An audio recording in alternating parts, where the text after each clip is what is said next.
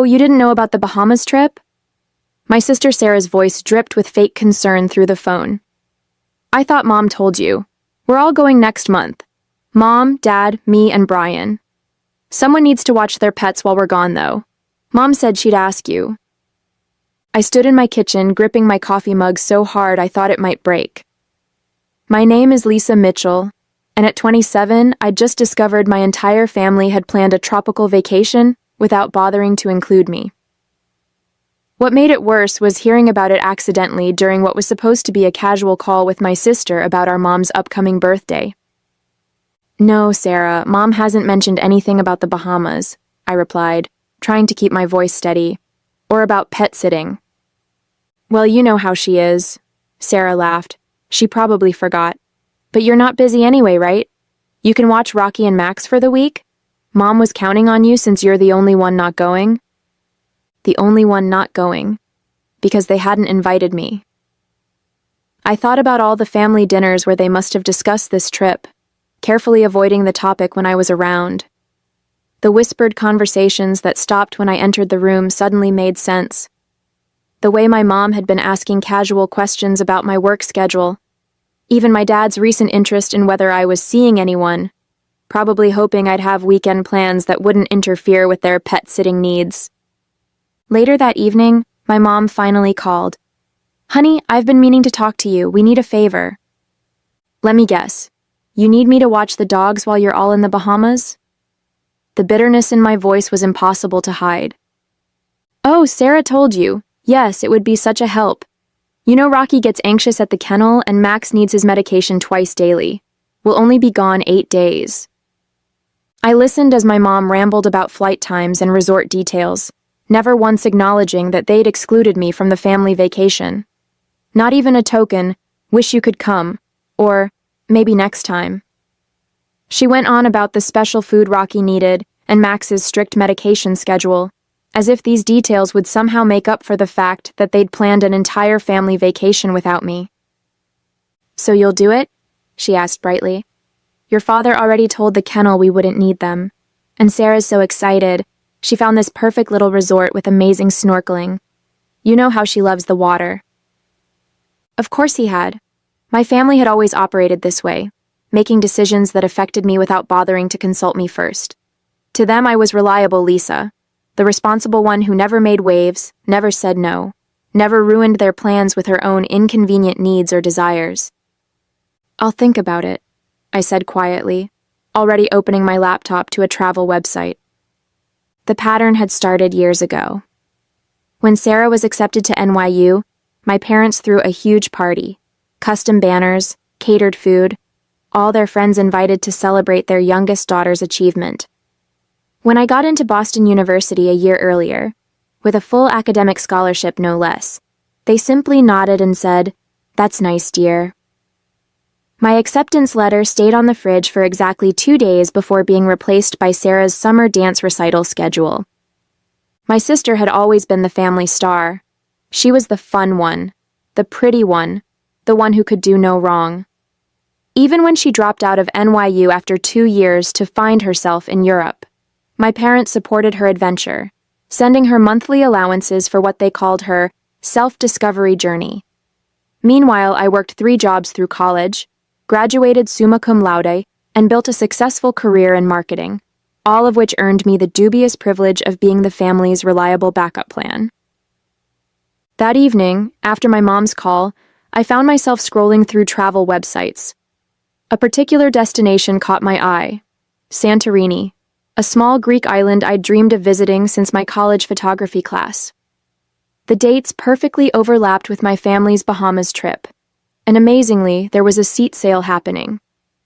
My cursor hovered over the Book Now button as my phone buzzed with texts from Sarah. Mom said you're being weird about watching the dogs. Come on, Lisa, don't be difficult. It's not like you have vacation days saved up anyway. Plus, what would you even do with time off? You never go anywhere fun. I actually had 3 weeks of vacation saved up. My family just assumed I never took time off because I had nowhere exciting to go. They'd forgotten about the travel blog I'd been running for 2 years, the one that had slowly gained a decent following. Another thing they'd dismissed as Lisa's little hobby, just like they'd dismissed my photography in college and my writing in high school. My dad called next. "Princess, your mother's upset. You know how Rocky gets at the kennel. He barely ate last time." "Did it ever occur to any of you to invite me on the trip?" I finally asked. The silence on the other end was telling. "Well," he stumbled, "Sarah mentioned you probably couldn't get time off work, and you know how your mother likes to plan these things. Plus, Brian already put down the deposit for their room." "Right," I said flatly. "Just like she planned my college graduation party?" "Oh wait, she didn't, because Sarah's semester abroad came up suddenly, and everyone had to fly to Paris instead." "That's not fair, Lisa. Your sister needed family support during her journey of self-discovery." I looked at my computer screen, at the picture of the beautiful Greek island waiting for me. Something shifted inside me. Years of being the reliable one, the responsible one, the one they could always count on to sacrifice her own plans for theirs. It all crystallized into a moment of perfect clarity. "I'll let you know about the dogs tomorrow," I said, then hung up and clicked Book Now on my flight to Greece. The next morning, my phone was flooded with messages. My mom had sent 6 texts varying from guilt trips to outright demands. Sarah had left 3 voicemails, each more condescending than the last. Even my dad, who usually stayed out of family drama, had emailed me a lengthy explanation of why I was being unreasonable. I waited until our weekly family dinner to break the news. As usual, they were all gathered at my parents' house, discussing their upcoming Bahamas trip across my mom's lasagna. "I've made alternate arrangements for those dates," I said during a pause in their conversation. "You'll need to find someone else to watch Rocky and Max." My mom's fork clattered against her plate. "What do you mean, alternate arrangements? What could be more important than helping your family?" "My trip to Greece." I took a sip of water, watching their faces shift from confusion to disbelief. "Greece?" Sarah laughed. "You're not going to Greece." I pulled up my confirmed itinerary on my phone and placed it on the table. "Actually, I am. 8 days on Santorini, starting the same day you leave for the Bahamas." "But you can't," my mom sputtered. "What about the dogs? The kennel is fully booked." "That sounds like poor planning on your part." I was surprised by how steady my voice remained. Maybe Sarah's boyfriend Brian could watch them, since he's apparently family enough to go to the Bahamas. "That's different," Sarah protested. "Brian's my partner. Besides, he's allergic to dogs." "How convenient." I stood up, gathering my things. "I'm sure you'll figure something out. You always do when it's important to you." "Lisa, sit down," my dad ordered. "You're being childish. This isn't like you." "That's the problem, isn't it? You all decided who I was supposed to be. Reliable Lisa, dependable Lisa, always available Lisa. Did it ever occur to any of you that I might want to be included in family vacations? That I might have my own plans, my own life?" The silence around the table was deafening. My mom looked on the verge of tears, while Sarah sat with her mouth hanging open. My dad just stared at his plate, refusing to meet my eyes. "I have to go," I said, heading for the door. "I need to shop for swimsuits. Santorini has some amazing beaches." The fallout was exactly what I expected. My mom launched a full-scale guilt campaign, enlisting every relative who would listen. Aunt Carol called to tell me how selfish I was being. My cousin Rachel sent long texts about family loyalty. Even my grandmother weighed in, though she mostly seemed confused about why I couldn't watch the puppies from Greece. Sarah's approach was more direct. She showed up at my apartment unannounced. "You're only doing this to spite us," she said, barging in without waiting for an invitation. "This isn't like you, Lisa. You've always been the responsible one." "The responsible one?" I repeated.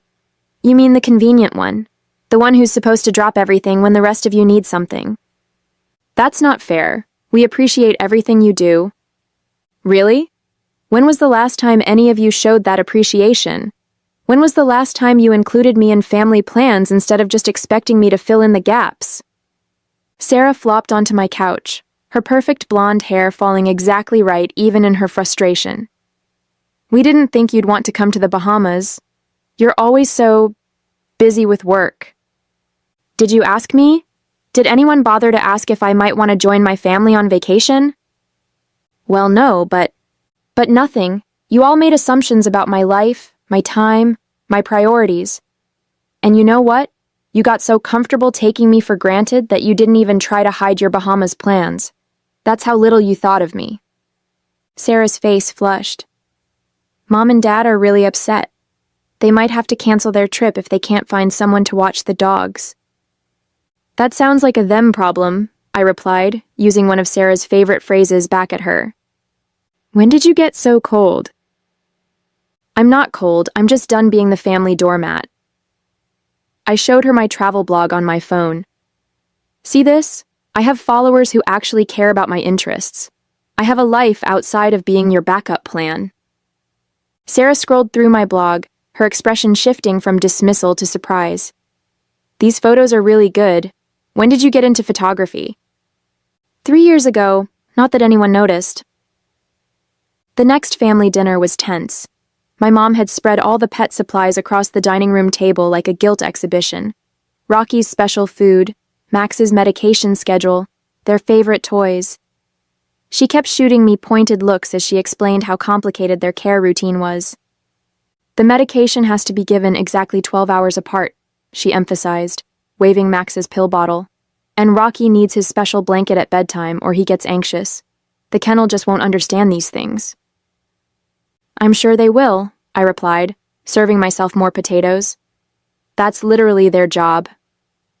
My dad cleared his throat. Princess, we could pay you to watch them.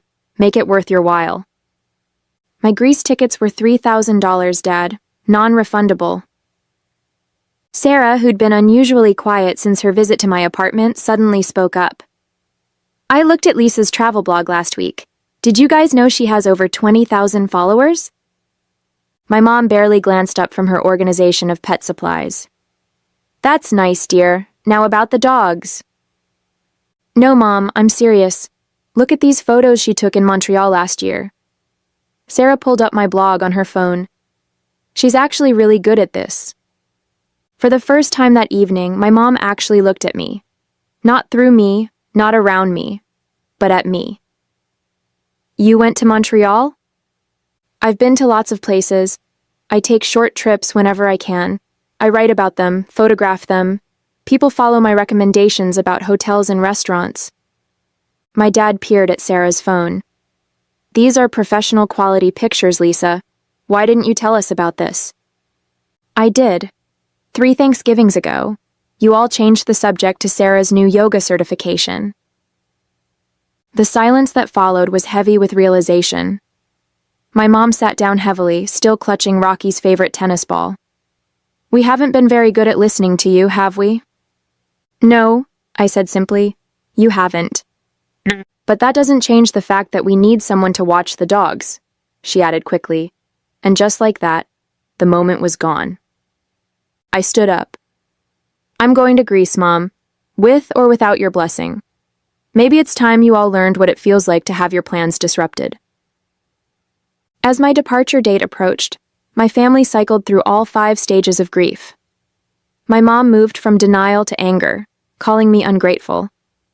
My dad tried bargaining, offering to pay for a different Greece trip when it's more convenient. Sarah oscillated between depression, you're ruining everything, and acceptance. Maybe we should have invited you. 2 days before my flight, my mom made one final attempt. She showed up at my apartment with photo albums, pictures of me watching Sarah's dog when she was in Europe, taking care of our childhood pets, being the responsible one. You've always been so good with animals, she said, flipping through the pages. Remember how you nursed Sarah's hamster back to health in high school? I remember. I also remember missing my friend's sweet 16 party to do it, while Sarah was at the beach with her friends. That's different. You didn't mind back then. No, Mom, I did mind. I just wasn't allowed to say so. She closed the album with a snap. Well, I hope you're happy. We had to cancel our trip. The kennel is full and no one else can take the dogs for that long. I didn't respond immediately. just pulled out my laptop and turned it to face her. On the screen was a message from my building's pet-friendly neighbor, Mrs. Chen, confirming she'd watch Rocky and Max for a fee. "I found you a solution," I said. "Mrs. Chen is retired, loves dogs, and lives 2 floors down. She's happy to do it for what you would have paid the kennel." My mom stared at the screen. But why didn't you tell us sooner?" "No, because for once I wanted you all to feel what it's like not to have me as your backup plan. To understand what it feels like when someone disrupts your carefully made plans without considering your feelings.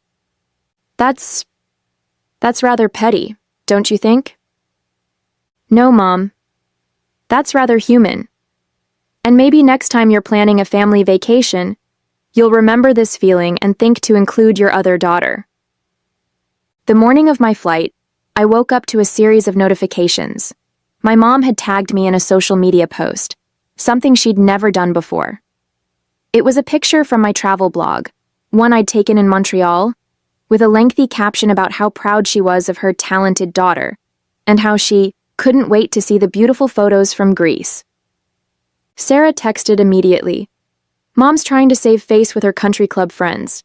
She's telling everyone she helped plan your Greece trip." I wasn't surprised. Image had always been everything to my mom. She'd probably realized that having a daughter with a successful travel blog was something she could brag about at her tennis club. But her attempt at public support didn't erase years of dismissal. My dad dropped by before I left for the airport, awkwardly holding a new camera lens. "Your sister showed me your blog," he said, holding out the lens. "I noticed you mentioned wanting this one for low-light shots. I thought maybe you could use it in Greece." The lens was exactly the one I'd been saving up for. Part of me wanted to refuse it, to show them I didn't need their belated support, but I saw something in my dad's eyes I'd never seen before. Genuine interest in my passion. "Thanks, Dad," I said, accepting the gift. "Want to see some of the shots I plan to get with it?" He sat with me for an hour, actually listening as I explained about composition and lighting. He even pulled up my blog on his phone and followed it, right there in front of me. "You know," he said as he was leaving, "I canceled my share of the Bahamas trip. Told your mother and sister to go without me." "Dad, you didn't have to." "Yes, I did. Someone needs to watch the dogs properly, and Mrs. Chen might need backup." He paused at the door. "Plus, I want to see these Greece photos as you post them. Maybe you could teach me how to comment on a blog." That afternoon, as I boarded my flight to Greece, my phone buzzed with messages. Sarah had sent a surprisingly sincere, "Have a great trip, sis. Your pictures better be amazing." My mom had texted instructions for accessing their home security cameras so I could check on the dogs. Missing the point entirely, but at least she'd stopped guilt-tripping me. But it was my dad's message that brought tears to my eyes. "Just posted my first blog comment. Hope I did it right. Make sure to take care of yourself in Greece, not just your camera. Love, Dad." I settled into my seat, thinking about how sometimes it takes a dramatic gesture to shake people out of their established patterns. My family had spent years casting me in the role of reliable background character in their story. Maybe now they'd finally seen me step into the spotlight of my own narrative. Santorini was everything I'd dreamed of and more. Each morning I woke up to spectacular sunrises over the blue-domed churches, spending my days photographing winding cobblestone streets and pristine beaches. My blog followers loved the daily updates, but what surprised me most were the comments from my family. My dad commented on every single post, his typing improving from "beautiful sunset honey" to actual thoughtful observations about lighting and composition. Sarah shared my posts on her own social media, tagging me with messages like, "Look what my amazing sister is doing," a complete turnaround from her usual competitiveness. My mom, however, took a different approach. She called daily with updates about the dogs, as if trying to remind me of what I'd left behind. "Rocky misses you," she'd say, or "Max won't eat unless your father hand-feeds him." When those guilt trips didn't work, she switched tactics, calling to critique my photos. "Don't you think you're posting too many sunset pictures? And that restaurant review seemed a bit harsh. You don't want to hurt anyone's business." One evening, sitting at a cliffside cafe, I got an unexpected call from Mrs. Chen. "Your mother has been here 6 times today," she said, sounding amused. "She brings coffee and asks endless questions about my pet-sitting experience. I think she's having trouble letting go of control." "I'm so sorry," I started, but Mrs. Chen laughed. "Don't be. I told her that after 40 years of teaching high school, 2 dogs are no trouble. She didn't like that much." That same night, my dad sent me a private message.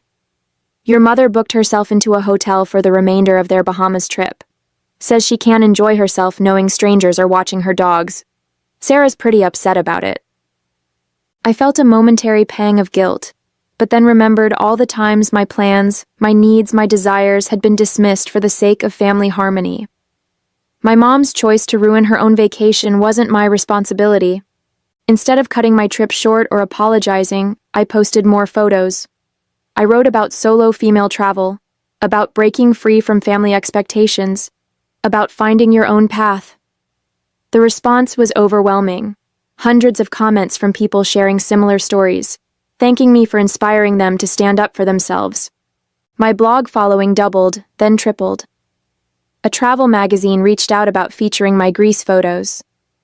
Sarah called to tell me that her yoga students were all following my journey, asking when I'd come teach a photography workshop at her studio.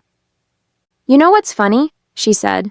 "I always thought I was the brave one going to Europe to find myself, but you're the one who really did it. You found yourself right under our noses, and we were too busy with our own drama to notice."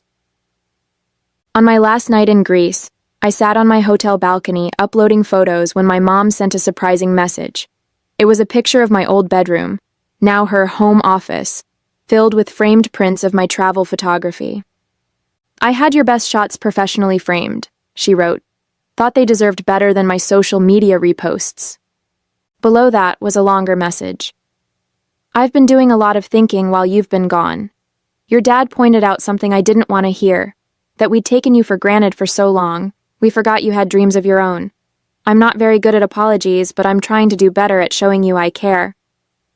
Mrs. Chen sent me daily dog photos, each one showing Rocky and Max being perfectly fine without my mom's hovering. The last one showed my dad teaching her how to use my blog, both of them smiling at the camera while the dogs lounged contentedly nearby. Sarah's final vacation photos from the Bahamas looked different from her usual carefully staged shots. "Trying to see things through your photographer's eyes," she captioned them. "Not as good as yours, but I'm learning to look deeper." Something had shifted during those 8 days. My family was far from perfect. My mom still sent daily texts about the dogs, my dad still struggled with technology, and Sarah still had moments of competitive jealousy. But they were trying. Sometimes that's all you can ask for.